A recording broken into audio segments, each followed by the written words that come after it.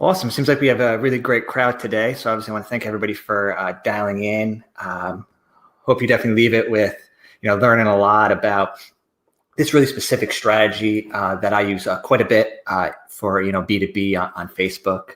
And honestly, if anybody has any questions, definitely feel free to just, type it in the chat. I'll do my best to, check that out and answer them live. And also, once we get to the end, we will have a full, question, a full, Q&A.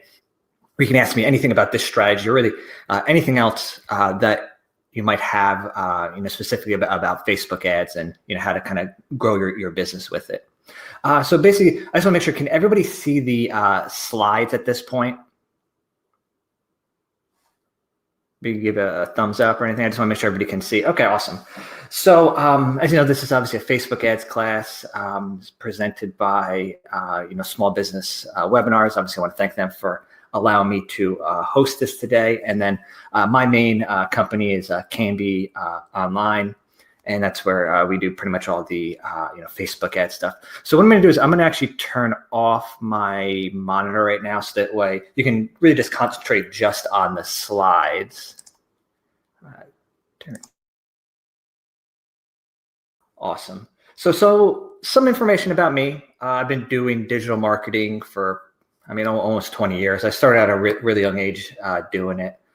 I was able to be in charge of marketing for 2 different e-commerce companies. I was really fortunate to be able to work at both of them. One was doing about $25 million a year in annual revenue, and then actually left that one to help a buddy I went to college with start a really well-known one right now, which is really exciting to do that. And then I was VP of SEO marketing for another agency. And then I kind of went out and, started my own thing when I just saw how a lot of them were, set up. So really just try to kind of really not be like a churn and burn type of setup, really more. It's, we have a handful of clients, really give them, a high level of service. So 2 big successes that I had outside of the one we're going to talk about today was where I helped a kitchen cabinet company sell over $500,000 in revenue on a $14,000 ad spend, all with Facebook ads. And then a membership site, they're just under $200K with a $38,000 ad spend. So it's really like, the sky's the limit. And that's the thing I really want to get at here. Whether you're a B2B, B2C, the sky's the limit when it comes to Facebook ads. It really comes back to, your strategy and then, your targeting. And I'll kind of get into on this next slide, the 3 secrets that I have found that allow somebody to be successful with Facebook ads. So obviously, the number 1 is targeting. You got to make sure that you're targeting the right person at the right time, and you can 100% do that with Facebook ads. And the next one is ad copy. So when you really think about, hey, who am I targeting? You got to make sure that your ad copy is speaking to that person in a way that'll make them want to do what you want them to do, which most of the time is like, hey, just kind of raise your hand and, give me your information so then we could, get you into like some automation of some kind. And then the final one, once when you kind of get that person to say, hey, yes, I'm interested, what are you doing with it? Are you sending them to a landing page? Are you entering them into some, marketing automation platform of some kind? Really important that, before you spend any money on any campaigns, you really want to make sure that you have all 3 of these really aligned, put it down on paper, visualize what you're doing. And that goes back to the strategy I'm going to be talking about. We did this. We really were thoughtful of, hey, who we're targeting, how are we going to get them to raise their hand, which we want them to do. And then, based off one aspect of the strategy, which was, sending them to a landing page, we want to make sure that we're getting across to them on that landing page, the value of this product and why they need it to really bring their business to the next level. So when you are thinking about landing pages, whether it's on Facebook, Google, or email, all landing pages and offers are not the same. So something that maybe is working today on Google PPC is not going to work on Facebook. And whether, you're emailing somebody, maybe something that's working for, cold emailing or emailing your list, that offer and landing page will not work for, Facebook. So you gotta be really mindful of the way you have stuff set up on Google, email, and Facebook, and any other platform that you're using. You got to make sure that that landing page is designed in a way to really get the most out of that person. Because the big thing with Facebook is that you're constantly competing for people's attentions, and everybody's glued to their phones. I mean, they're literally glued to their phones. I'm sure if you walk around any city, you'll see tons of people in there just glued to their phones. And you have to make sure that you get across quickly and to a point what you want to get across to them on that landing page, because you honestly really have a split second from, when you think about it, think about when you're in your news feed on Facebook, Instagram or whatever, you're looking at something for like a second and it's either going to get your attention or not. And then if you fill out a form, maybe go to a landing page, you're looking pretty much right away, hey, is it value to me or not? And then you're getting off. So make sure that your offers and landing pages really speak to them, because basically something that with like Google and email is that most of the time they already kind of know about you and they don't need as much selling, while Facebook definitely needs more selling, like 100%. So you have to just kind of make sure that you really kind of get that across. So there is definitely this huge misconception that I hear people all the time that I speak to, where they say, hey, B2B is not on Facebook. Business people are not on Facebook. They're just not. The truth is they are, whether you want to admit it or not. And it goes back to the point where everybody is honestly addicted to their devices. And Facebook has their little tentacles, and I like to call them tentacles. They own the mobile web. So essentially they own that, mobile side of things. So they're on Facebook. They're just not on in the general sense that, somebody who's, let's say, just in college is on it. It's a different mindset where these business people tend to not be on during business hours, which makes sense. And they tend to be on later at night. And then there's certain stuff that really kind of speaks to them to get their attention. So if you have something, for example, that's working in the B2C space, good chances it's not going to work in the B2B, because the mentality is a lot different. So you got to go back to what's going to get a business person's attention. What's going to drive that person? Is it something that's going to fix the problem, increase the revenue? Something that I've found is that, business people are in business to make money. So the thing that really resonates to them the most in an ad and a landing page is dollar figures. So typically is it going to fix my problem? Is it going to increase my revenue? If you can get that across to somebody quickly in an ad and then a landing page, they will raise their hand and they'll say, hey, I definitely want more information from you on that. So when you are kind of starting out, whether you have an existing campaign or you're building something out, be really mindful of that to make sure that everything you're building and doing really goes back to that business person. What is making them tick? What is going to make them to want to do X, Y, and Z for you? 99.9% of the time, it goes back to, is it going to fix my problem? Is it going to increase my revenue? If yes, hey, I'm interested. If not, I'm going to go on to the next type of thing. So something that you really got to be mindful of, and at my agency, the thing that we spend most of our time on is definitely on that strategy, where we just put a lot of efforts in. And it goes back to, everybody is on their mobile devices. And when you think of Facebook ads, probably the number one thing that comes to mind is, the news feed. But Facebook is so much more than just that app you see on your phone.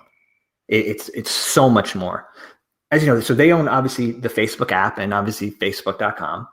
They also own Instagram. So your ads will show up on Instagram. They will also show up in Messenger. And probably one of the most underrated aspects of the Facebook ads profile or platform is the audience network. And what that audience network is that, say you go on your phone right now and you go on your favorite news site, you're going to see ads on there. A portion of those ads, I'm not saying every single one, but majority of the big news sites and a lot of small ones, a majority of their ad inventory will actually get filled through Facebook, which is the audience network. So when you have the right offer and message, you will literally follow people around the mobile web. And digital advertising today comes down to who can spend the most money and still be profitable is going to win the day, because you have to pound people.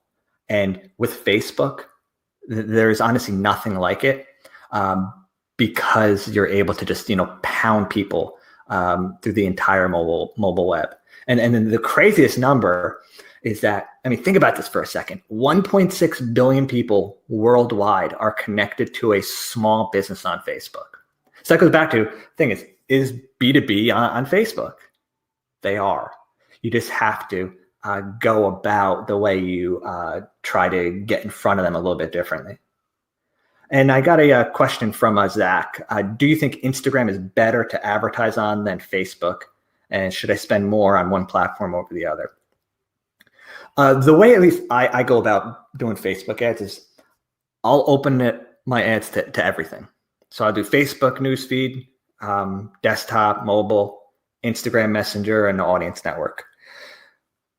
My big thing is never write off one of these placements, because once when you start running, you'd be really surprised sometimes where like Instagram will win out and it'll just do better than everything else. Other times it'll be audience network.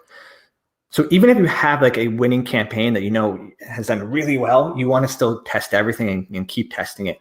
Instagram, we have like a really, I would say, shareable type of image that really stands out. It can do pretty well on Instagram, but there isn't a definitive answer because it varies so much based off of the different product or service. But you definitely will want to be testing on Instagram and Facebook. And the way the Facebook platform works, when you're building a campaign, you have the option of placements. There's almost never a single situation where you want to edit those placements, because the way the algorithm works, by selecting all placements, you're telling Facebook, hey, I want you to go out there. I want you to fight for who I'm targeting to get me the best deal for what my objective is, whether it's Instagram, Messenger, audience network. So I hope that answers your question. If not, we could definitely dig into that a little bit later. So obviously we want to get back to, how are we kind of able to get that 12,280% return? We didn't spend a lot. That's the best part of it. We didn't spend a lot. We spent a little over $5,654 over a 3-month period, but it generated over $700,000 in revenue. And why it did it is, for example, this B2B client was a really high ticket item. Basically, it's like we were targeting Fortune 500 decision makers in their email department. So obviously, whoever was in charge of that, we were targeting them. We needed to get them to raise their hand and say, yes, I'm interested. Because like the existing sales team was trying to for so long, trying to break into this, and never were able to. And as you can see, it generated over $700,000 a year. It was a very high ticket item, where it was a little over like 60 grand a month. So even regardless, even like, let's say you're not as high ticket of an item, this strategy can still work for you. Just happen to have the biggest return because we were really only going after for this entire thing. We want to get 1 or 2 people to sign up for it, because that's all the company could really handle. Onboarding one new client was this huge thing. It took months on end. So that's why you kind of see that. And this is a matter of just going after who we wanted to, knowing what was going to make them tick to raise their hand and say, yes, hey, I'm interested. So what the strategy really comes down to is data, and how you leverage that data. Right now in the news, you probably hear it all the time. Facebook is under a lot of pressure because of the data. About 6-7 months ago, Facebook gave you everything imaginable data-wise to target your individual. They've definitely pulled the curtain out from under that a lot. But for this strategy to really work, especially if you're a high-ticket B2B, you have to have data.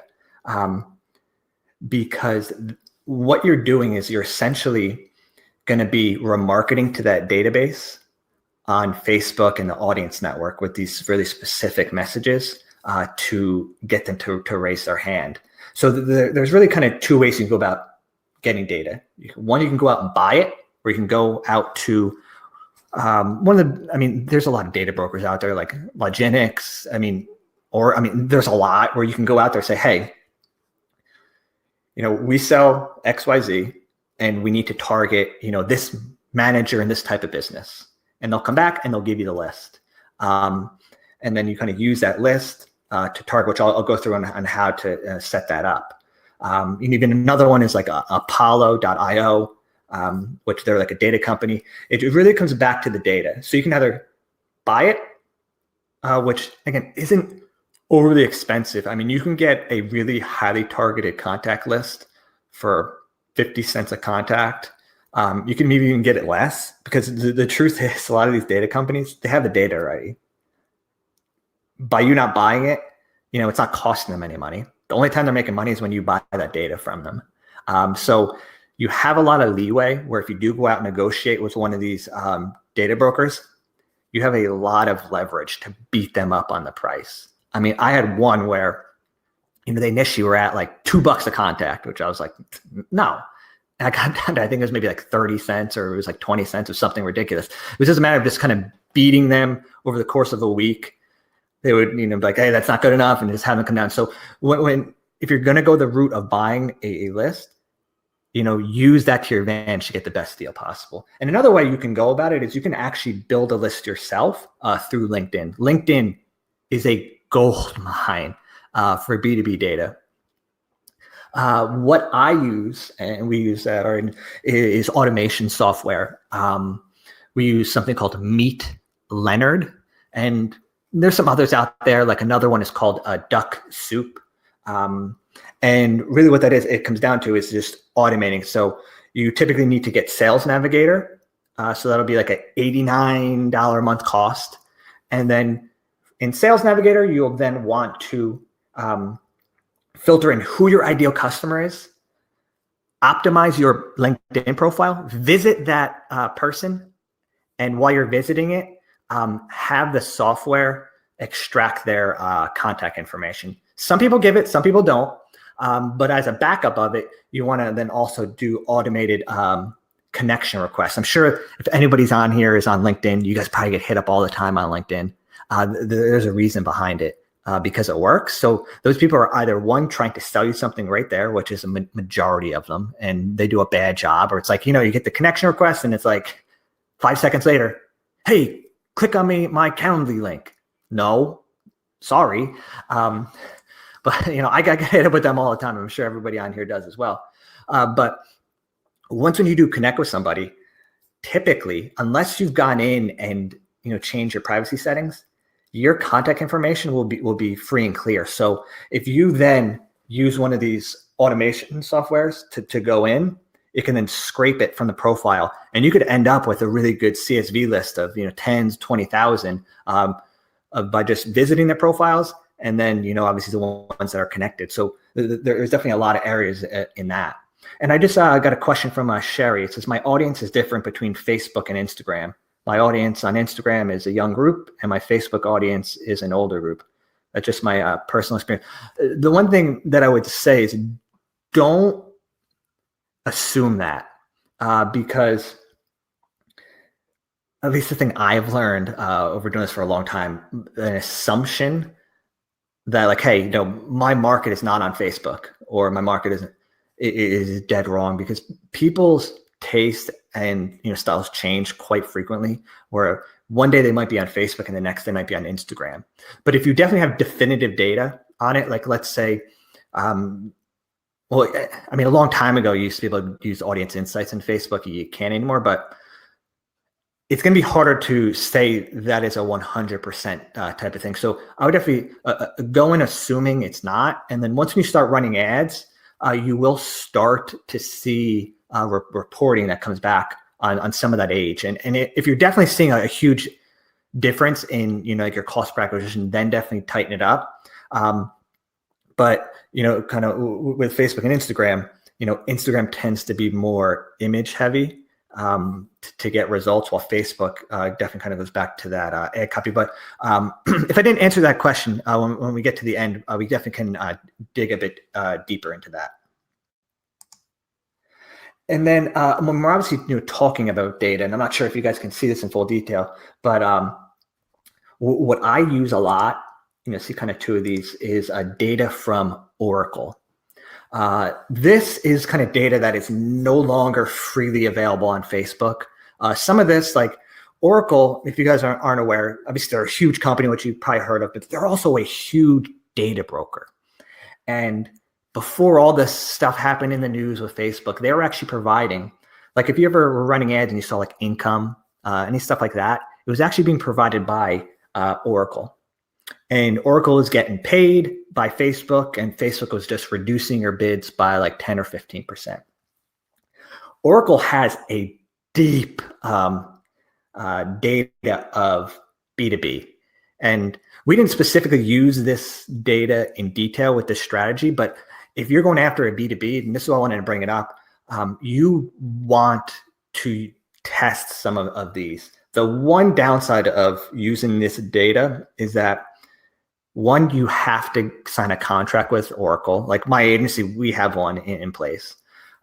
Number two, there's an additional cost on it. It's anywhere from 10 to 15%, depending on the type of data you want. So like if you look on this, you'll see like premium, which will be the middle column. A premium means that it's 15% of your ad spend, while the standard is 10. I'm actually guessing, I believe all B2B is actually more premium.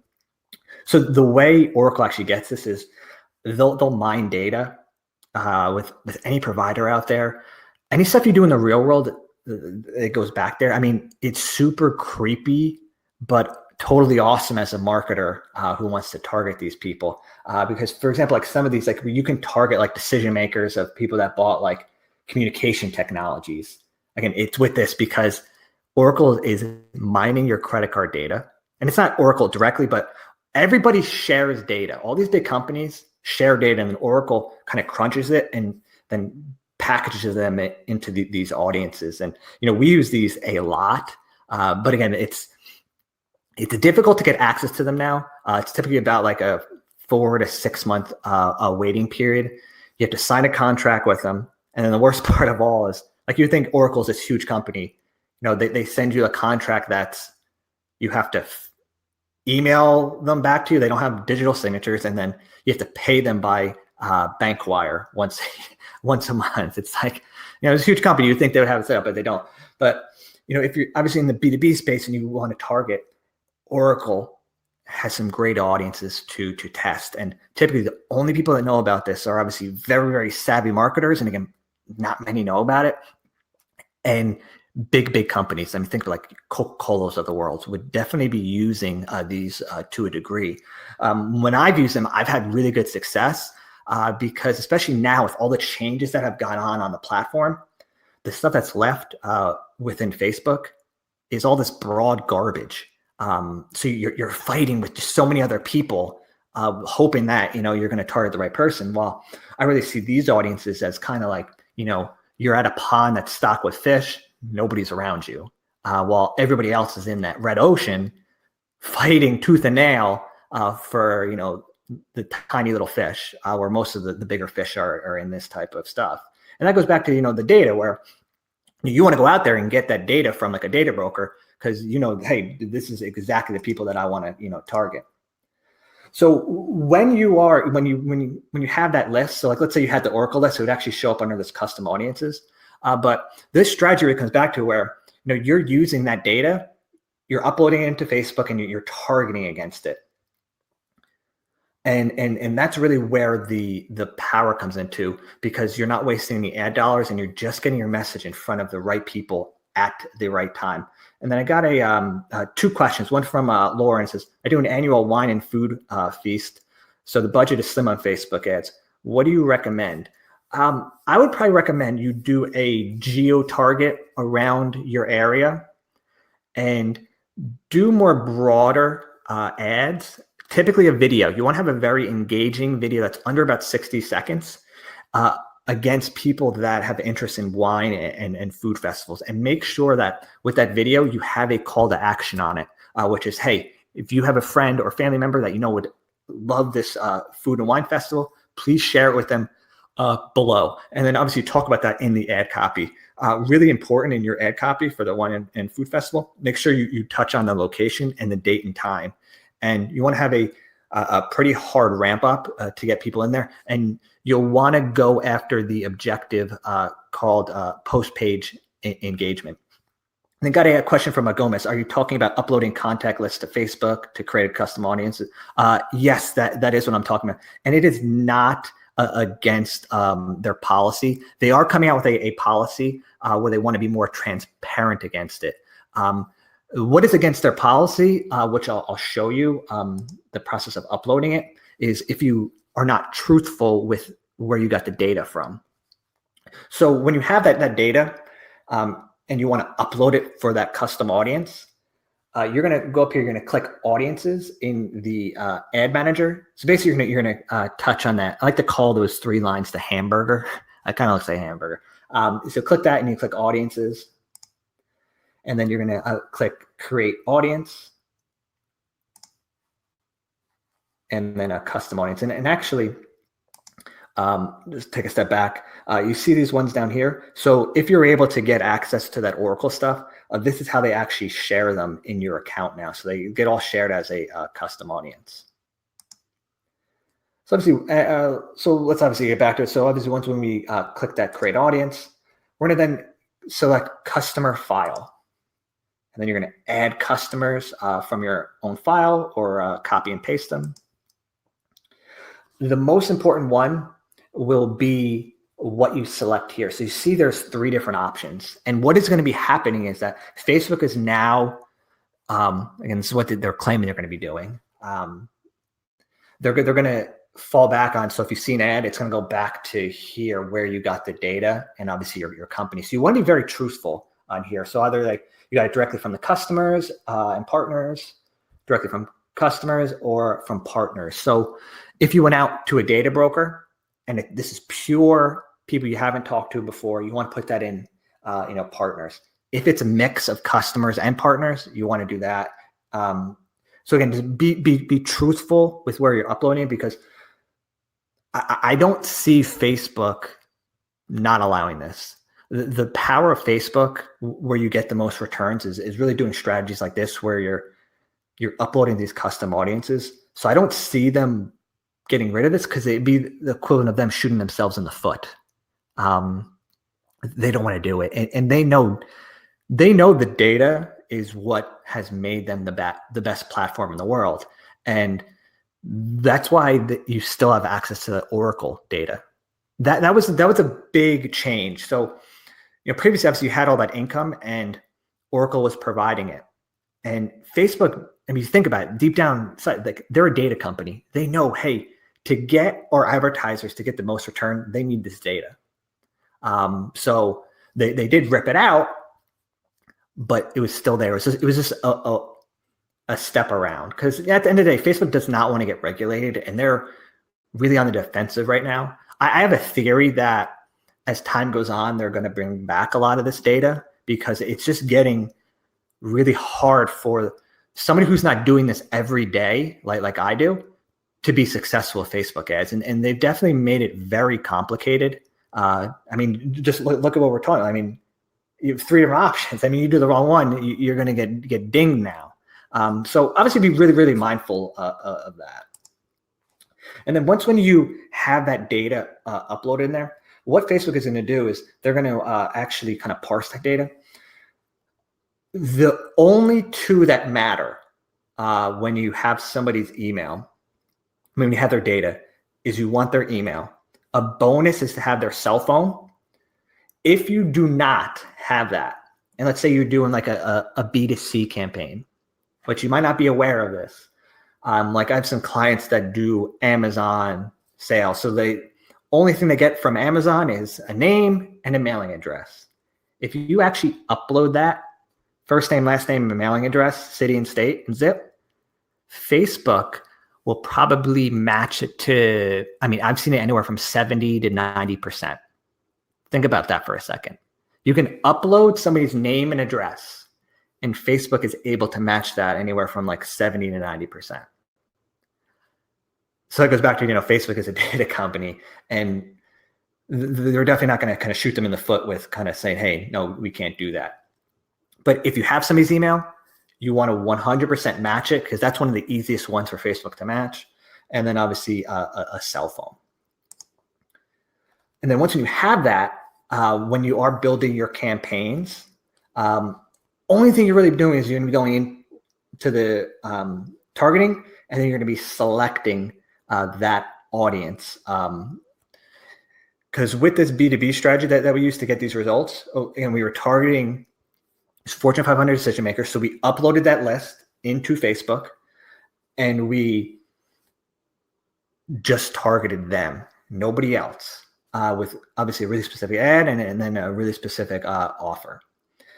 So that way you don't want your dollars wasted anywhere, because, hey, these are the people we need to contact to get our product sold. So the way we set up the campaign, and even if it was any B2B, typically what I do is we obviously upload that list. We have two levels of campaigns. We have a cold and a remarketing. So a cold, that's really anybody that has not interacted with you.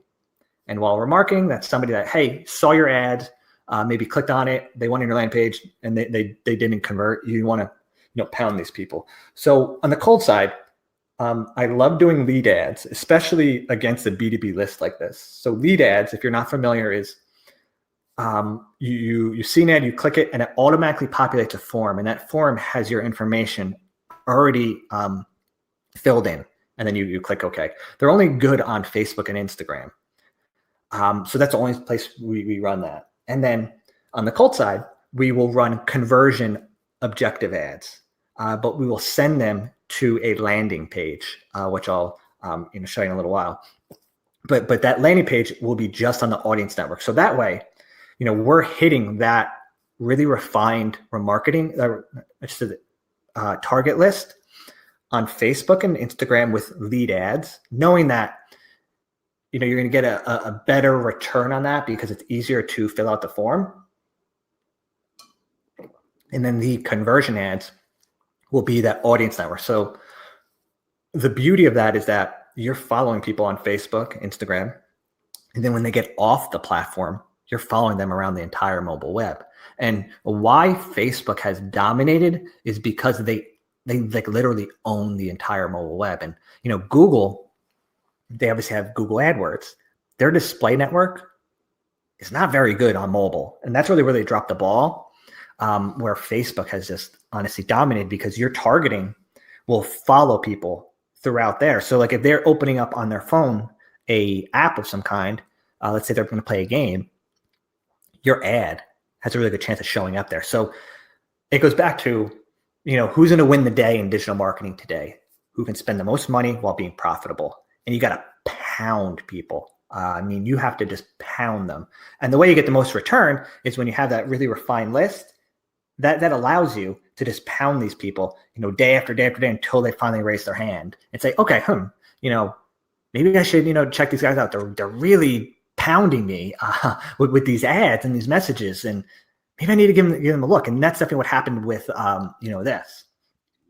And then typically kind of what we do is on the remarketing side, we won't do any form lead ads, but we'll just send everybody to the landing page. So obviously Facebook, Instagram, audience network, they'll all go to that landing page. And typically what we do in that regard is like if somebody clicked the ad on the lead form and didn't fill it out, we'll then want to add them to a custom audience. That'll just be those. And then obviously people that did go to the landing page on the cold side, but didn't fill it out. Those tend to be people that, hey, are definitely interested, especially because they're in your prospect list. You want to be very aggressive with these people because there was some reason why they didn't fill it out. Whether it was just bad timing, maybe they're at home and their kid needed something, so they had to put it down. The point is, where marketing is, you have to hit them even harder than you did on the cold side. So what it really came down to, especially with this, is we had one ad that ended up doing very well, and it touched on who we were targeting, which was that email marketer within these Fortune 500 retailers that is already doing e-commerce. And we needed a dollar figure to get their attention, which ended up being about 8.4 million. So this client, their software for one of these case studies, they saw an $8.4 million increase in their email revenue. That's going to get somebody's attention. So even if, let's say, you don't have something like that big, but putting a dollar figure on it will get that business person's attention, because if we go back in the beginning, is it going to solve a problem? Is it going to increase my revenue? If it does, hey, I'm going to be interested. So we really spent a lot of time on this ad copy, and especially this image, to get somebody's attention, because we knew, hey, dollars are going to work, and percentages work. So when you're kind of building stuff out on your own, put a lot of time and effort into it. I mean, when I'm running ads for B2B, I mean, we put a lot of time and effort in. I mean, most of the time, especially in the beginning, is we're really digging deep into, hey, who are we targeting, and how are we going to get them to be interested and want to raise their hand and want to go to the next step.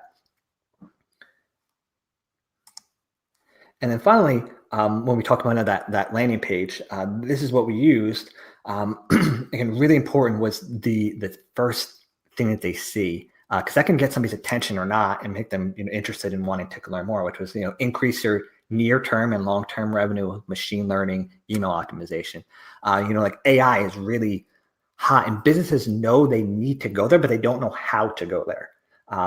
So we did like a little spin on it with machine learning. And then underneath that, we kind of talked about the 8.4 million in the case study. With the whole goal was to just drive people into this little form over here to get their name, email, and phone, even though we already had it. And again, like the sales team was already trying to reach out to these people pretty much every day, but they just weren't returning. So when you think about when somebody fills it out, they're going to want to hear from you. And that really goes back to the whole point of this strategy, which was, we just want to get to the point where we had the people, raise their hand, hey, I want to learn more.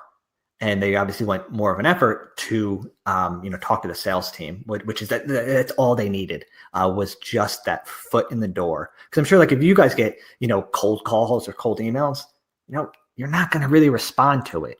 You might, but for the most part, you're not going to. But if you go out and find somebody, you're going to want to talk to them. You're going to give them the chance to sell you on it, because then you went to them. It's a lot different when somebody's coming to you. When you go to them, you're giving them more benefit of the doubt. And that's really what this strategy came down to. And then just the bottom part of the landing page had this. So obviously, because we're going after obviously these enterprise clients, 3 little examples, obviously the 2.3% overall revenue lift. Doesn't sound like a lot, but to a company that's doing a couple $100 million a year, that's significant revenue. And then obviously, retailer B, $325,000 revenue increase in the first month. I mean, that's serious money. And obviously a 10% increase in email revenue. Again, serious money. So what we obviously did after this, they filled it out either on the lead form or through this landing page. Just let the sales team kind of take it over from there. And a strategy that you can do, especially if you have a very long-term selling process, like these guys did as well, where if I was going to do it over for them, once when we got that lead, I would have followed up those people that filled out the form on both of these forms. What I would do now is I would enter them into a video funnel on Facebook. So pretty much everybody that filled out the lead form ad and filled this other form, I would add them into pretty much think of like maybe an indoctrination, where you would need to have videos that really show the value of your product or service, how it's delivering value. Maybe you have the salespeople in the video as well, and just pound them with these. And typically, what we do now, it's called it's a different type of strategy, but it's one that kind of works in that where you have video one, which tends to be about a 5-minute video, and then everybody that watches, because again, it's gonna be a small amount. You want to do everybody that watches like 25%. You then show them video number 2, which would then be about a little bit short, about 3 minutes, and then finally another video, which would be a lot shorter, which would be maybe like 1 minute. So just saying, hey, anything I can help you with. Just the name of the game with digital today is just pounding people with your product or message as much as possible, especially when it's a really refined list. And Gomez just asked a question. What was the landing page lead acquisition rate, if you can share it? It was about, because we were going after a really precise group. I mean, it was about, I believe it was about $150 per lead, which is a lot, but in the realm of things, when it's generating over $700,000 in revenue over a lifetime, it's well worth it. Like our list that we actually uploaded and used for this strategy had about 10,000 people in it. So it wasn't big. And you saw we didn't spend a lot of money because we didn't really need to. Because especially with this product, it was like once when you got this retailer, they weren't going anywhere because it was very integrated into their system. But even if you don't have something like that, it goes back to like how much margin there is in it. So that's really kind of where that comes in. So kind of at this point, just wanted to open up to any questions anybody has.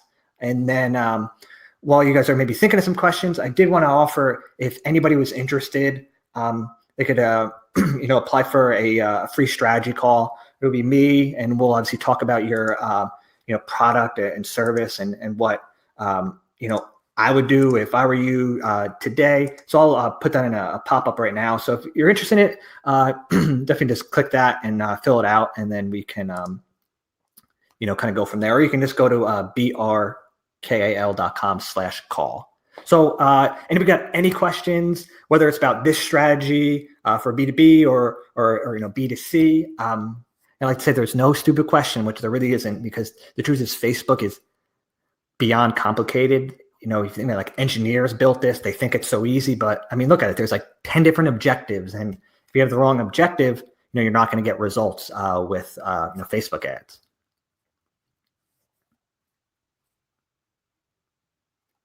So Zach asks, can I get good leads with a small budget? Like, what is the minimum? You definitely can. So if you have let's say you don't have a refined list where you want to targeting against, and you're opening it up, I mean, you definitely can. You probably want to have a minimum of a couple $100 to run with, because especially if you haven't ran ads in the past, you're going to need to test a few different ad creatives to get an idea of what's going to resonate with who you're going after to start getting results. So there really isn't a minimum. I mean, like realtors, for example, like they can just spend $100 and possibly get some good leads. But it goes back to, you got to make sure you're targeting the right person, and then you got to have an ad that gets them excited, because at the end of the day, you're fighting for people's attention. Whether it's like kids' photos, some cat doing something funny, why are they going to click on yours over this other stuff? Because we live in an instant gratification society right now. So you got to make sure that you really think deeply about who you're going after and what's going to drive them to want to interact with your ad. And Zach asks, do you recommend video over photos? And is there any online tools to use to create videos without a huge price tag? So, yeah. So, I have found obviously videos do a lot better. And the more personal videos, which you might be surprised, do the best. You don't need this highly edited video. The ones that I've seen do the best have been videos that were shot with an iPhone. Like I have a personal funnel that I run some Facebook ads for, and it's just me with an iPhone talking, and it gets the most, kind of bang on it, as you can imagine. And then there are definitely some services out there. Like I've used some called like Lumen 5. Check out Lumen 5. That's really cheap to do it. Another one is Design Wizard. Those are two that I have used. And then there's another one on like the iPhone, because I'm sure you've probably seen the ones where they have the headers at the top. It's called, I believe it's called InShot. Yeah, it's InShot. That's just an app that you can get on your phone. But typically, like, just be personal, be real. Because at the end of the day, we're all people. We want to interact with people, even though we're on social media. And that's why those type of videos do the best. But if you're talking pictures, I have found B2B, more personal pictures actually do better with engagement. And I'm starting to see that a lot more. Whether it's pictures of you and your family, you out and about, you and your kids, they seem to be getting a lot more engagement, which is definitely pretty interesting, which goes back to the point where, hey, everybody is a person. You want to connect with one another. And, social media is definitely, I feel like, disconnected people from the world, but deep down inside, we want that connection. So, definitely think about, doing ads like that. And then Ben asked, how about service to sell rather than a product? I think I got, so like, service-based businesses can definitely excel with Facebook ads. It tends to be a different type of strategy, depending on what service it is. Let's say you're an HVAC company. I mean, you're not going to go on Facebook when your AC breaks. So what you're going to use Facebook for in that regard is more branding throughout the year. Make sure that you rank pretty high organically. So that way when somebody does a search and they see your name, they're not going to remember where they remember it, but it'll be back in their mind. So they might, click and give you a call over somebody else. And And Lauren asked, obviously goes back to that fest. She said it's August the 10th to 11th. So when should I start geo ads? I would probably do it a lot closer. If people from like out of the area come, start targeting them in probably early June. And then as you get closer to the event, that's when you want to do a really more tighted, geo-targeted, campaign, and definitely do video more. And John asks, any advice for a voiceover business? If it's like B2B and you're trying to sell kind of voiceovers,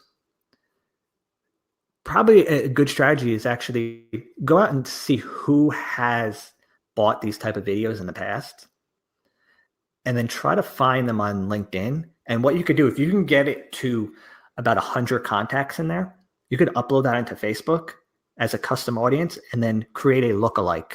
And then what that lookalike is that's like an amplification. So Facebook will look at that initial like 100 and then they'll say, okay, in the population out there, how many people are similar to this based off of a percentage? So it's kind of like cloning the initial set of people to find you new customers. So that's what I would recommend you do for the voiceover business.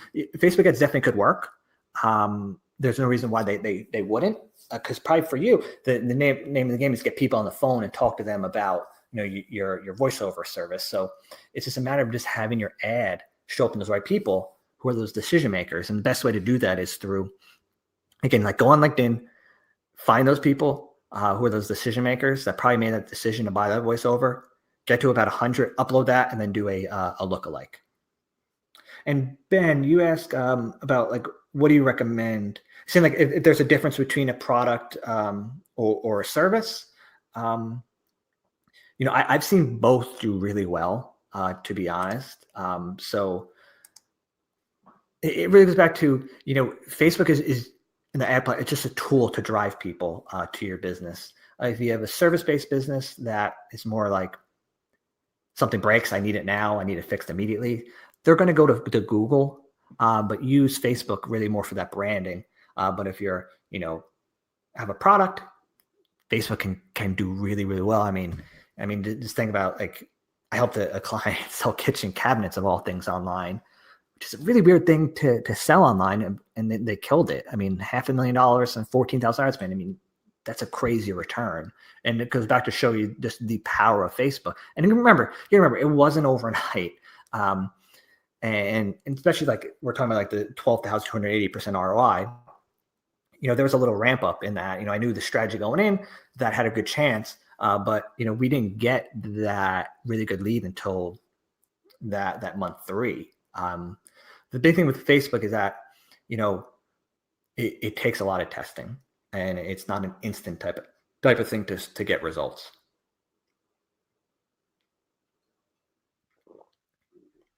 So Zach asks, the more target specific you get, does Facebook charge more on the ads? It definitely can. So think of the platform as really like a living, breathing market, where you have buyers and sellers, where the buyers are you going in and buying the ads, and then the sellers are the eyeballs. So if you go to a more refined list where it's pretty small, as opposed to a more broader one, it's going to cost you more to target these people because you're going after a really specific group of people. So for you to show up for what you're saying you want to spend, Facebook is going to have to up its bid. Think about like if you want a stock really badly and it's starting to go up like like what happened with Bitcoin, or is everybody's just buying it, buying it, buying it, buying it, buying it.